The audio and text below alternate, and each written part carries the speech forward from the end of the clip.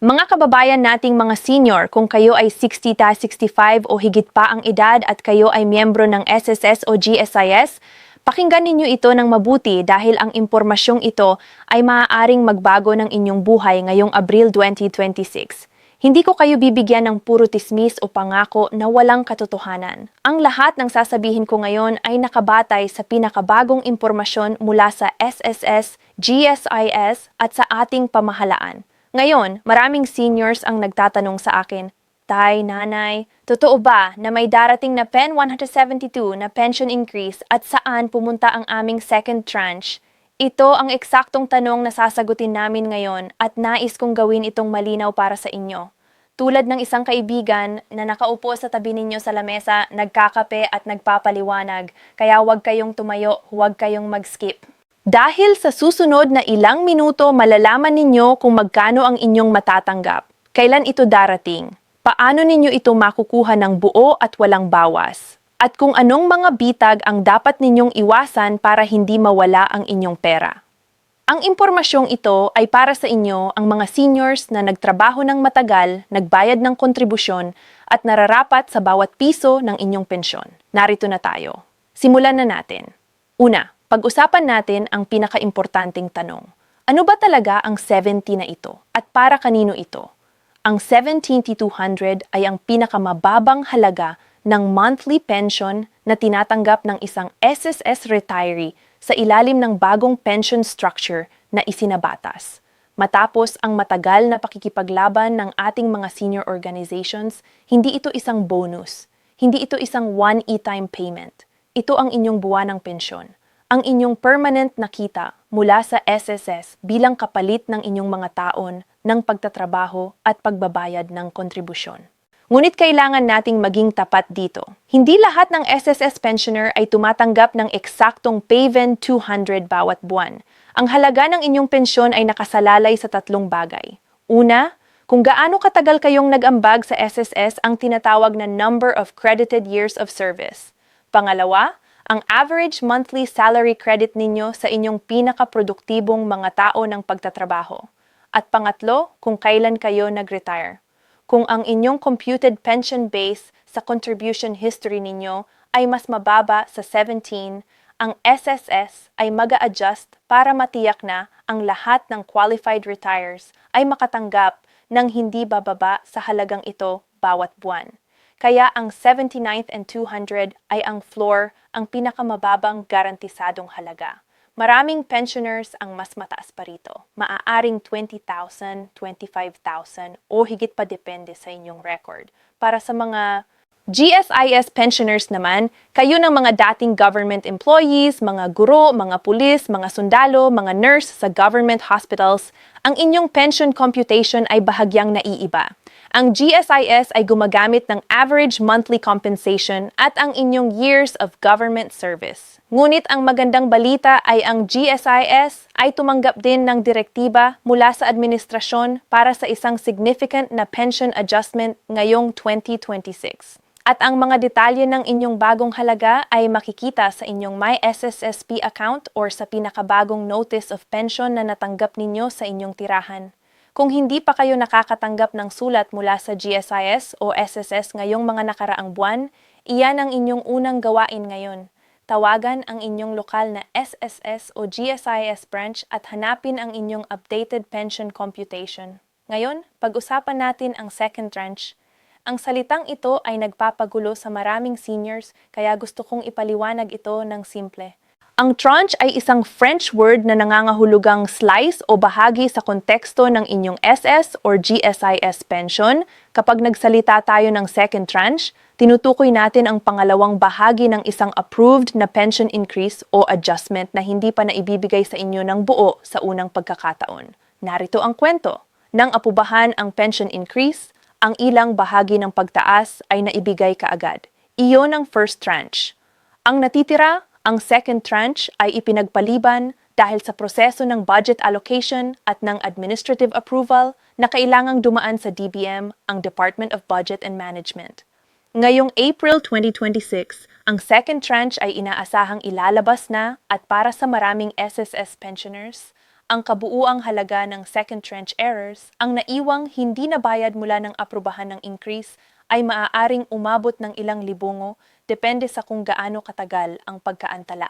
Para sa mga konkretong halimbawa, kung ang inyong pension increase ay 1,000 bawat buwan at ito ay naantala ng 20 buwan, ang inyong second tranche lump sum ay maaaring 10,000. Kung 500 bawat buwan ang pagtaas at L buwan ang delay, inaasahan ninyong 18,000 ang darating sa inyo bilang one-time payment on top ng inyong regular monthly pension ngayong April. Ang tanong ninyo ngayon ay, kailan eksaktong darating ito? Para sa SSS pensioners na tumatanggap ng pension sa pamamagitan ng kanilang bank account, BDO, Metrobank, BPI, Land Bank, DBP o Union Bank, ang second tranche payment ay inaasahang mapupunta sa inyong account bago matapos ang April 2026. Ang eksaktong petsa ay nakasalay sa inyong SSS Payment Reference Date na nakabase sa huling numero ng inyong SS number. Para sa mga tumatanggap ng pensyon sa pamamagitan ng Pension Loan Offset or sa UMED card linked sa SSS, pakisigurado na ang inyong card ay nakalink na sa isang electronic wallet o bank account. Huwag nang antayin pang pumunta sa SSS branch para lamang kumuha ng text-texe. Ang sistema ngayon ay digital na at mas mabilis ang pagtanggap kapag kayo ay naka-enroll sa electronic payment. Ngayon, gusto ko kayong sabihin ng isang bagay na karamihan sa mga seniors ay hindi alam at ito ay nakakatuwa at nakakainis sabay-sabay dahil ang pera ay naroroon na. Naghihintay lamang na kunin ninyo, ngunit marami ang hindi nagkiklaim. Una, nth month pension. Oo. Ang inyong SSS at GSIS pension ay may kasamang tinatawag na 13th month pension na karaniwang inilalabas tuwing Nobyembre or Disyembre. Maraming bagong retires ang hindi alam ito at nagtataka kung bakit dumating ang dagdag na pera sa dulo ng taon. Ang sagot ay simple, ito ay karapatan ninyo. Huwag kayong magsasabi na bonus ito. Ito ay pension benefit na nasa batas. Pangalawa, ang Medicare at PhilHealth integration. Bilang SSS o GSIS pensioner, kayo ay automatikong eligible para sa PhilHealth coverage ng libre. Ibig sabihin ang inyong hospitalization, outpatient consultations at ilang mga laboratory tests ay covered. Ngunit ang problema ay maraming seniors ang hindi nagre-register ng kanilang SSS pension number sa PhilHealth. Kaya kapag na-ospital sila, hindi sila makaka-avail ng benepisyo. Pumunta sa pinakamalapit na PhilHealth office at i-update ang inyong status bilang senior pensioner. Pangatlo, ang death and funeral benefits. Kung may asawa kayo o anak na hindi pa nagre-retire, ang inyong SSS membership ay nagbibigay ng funeral benefit na mula 20,000 hanggang 40,000 sa inyong pamilya sakaling kayo ay pumanaw. Ang benepisyong ito ay hindi otomatiko. Kailangang i-file ng inyong pamilya sa loob ng 6 na araw mula sa petsa ng kamatayan. Sabihin ninyo ito sa inyong mga anak ngayon para hindi sila mahirapan sa hinaharap. Pang-apat, ang retirement lump sum or partial lump sum option. Para sa mga bagong retiree na hindi pa nagdedesisyon kung kukuha ng full monthly pension or partial lump sum sa simula, may pagpipilian kayo. Ang SSS ay nagbibigay ng option na kunin ang isang bahagi ng inyong total pension value bilang one-time lump sum at ang natitira ay mapupunta sa inyong buwanang pensyon. Ito ay kapaki-pakinabang kung kayo ay may malaking gastos sa simula ng inyong retirement tulad ng pagbabayad ng utang or medical expenses. Ngunit kailangang mag-isip ng mabuti dahil ang lump sum ay nagbabawas ng inyong monthly income sa mahabang panahon.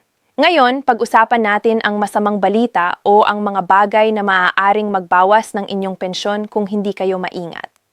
Una, ang re-employment. Kung kayo ay SSS pensioner at nagre-return to work kayo bilang employee, hindi bilang self-employed o freelancer, kundi bilang regular na empleyado na may employer, maaaring masuspende ang inyong SSS pension habang kayo ay nagtatrabaho. Ang SSS law ay nagsasabing ang isang retire na nag-e-employment ulit ay dapat mag-notify ng SSS at ang pensyon ay maaaring i-hold. Ito ay tinatawag na clawback ang SSS ay maaaring mag-demand ng refund ng pensyon na natanggap ninyo kung nalaman nila na kayo ay nagtatrabaho nang hindi nila alam. Kaya kung kayo ay plano pang maghanap ng karagdagang kita, pag-isipan ang pag-consult muna sa SSS or legal advisor. Pangalawa, ang overpayment issue.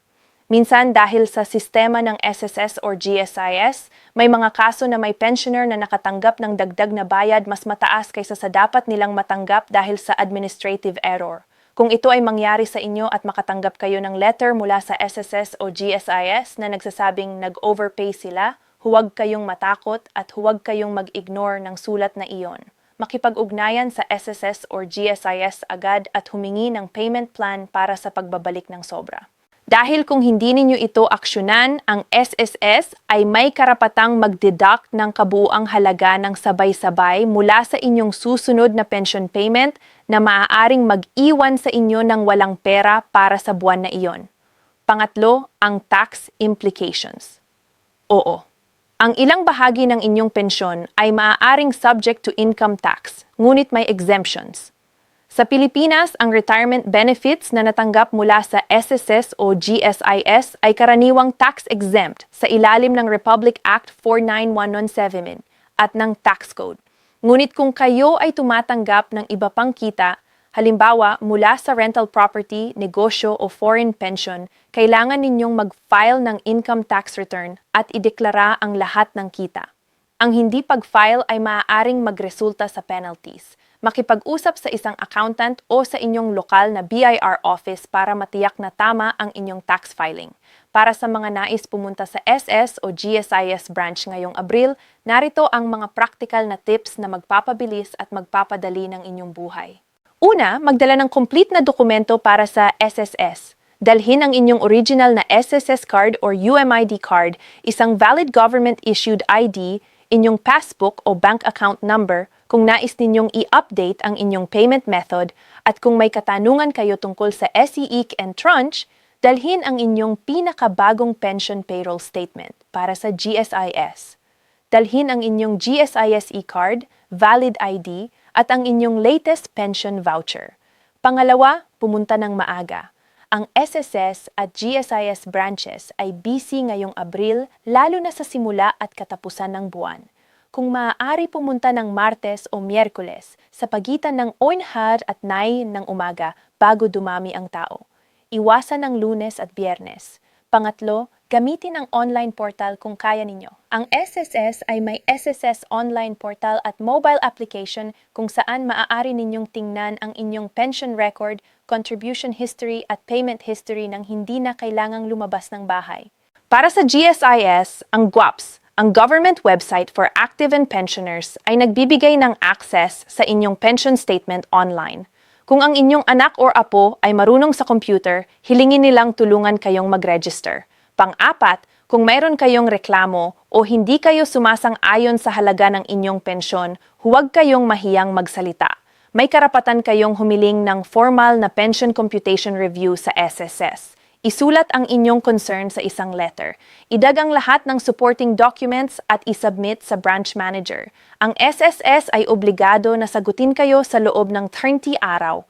Bago tayo magtapos, gusto ko kayong bigyan ng ilang simpleng estratehiya para masulit ang inyong pensyon. Kung kayo ay tumatanggap ng 17 to 200 bawat buwan at may isa pa kayong katuwang na pensioner sa tahanan, ang combined income ninyo ay 34,400 bawat buwan na sapat na para sa isang mapayapang pamumuhay sa probinsya o sa mga lugar na mababang cost of living. Ang susi ay ang budgeting. Maglaan ng pera para sa pagkain, gamot, bayarin at isang maliit na emergency fund bawat buwan. Huwag hayaang wala kayong ipon. Kung nais ninyong dagdagan ang kita ng hindi nasasangkot sa employment na maaaring mag-suspend ng inyong pensyon, isaalang-alang ang maliliit na negosyo na under your name. Tulad ng pagbebenta ng ulam sa kapitbahay, pag-aalaga ng halaman para ibenta o simpleng sari-sari store na pinapatakbo ng inyong pamilya. Ang ganitong uri ng kita ay hindi necessarily classified bilang employment. Kaya hindi nito maaapektuhan ang inyong SSS pension, ngunit i-consult pa rin ang SSS para makatiyak. At ang pinakaimportanteng payo ko sa inyo ngayon, huwag hayaang inyong pera ay matulog lamang sa checking account ng walang interes.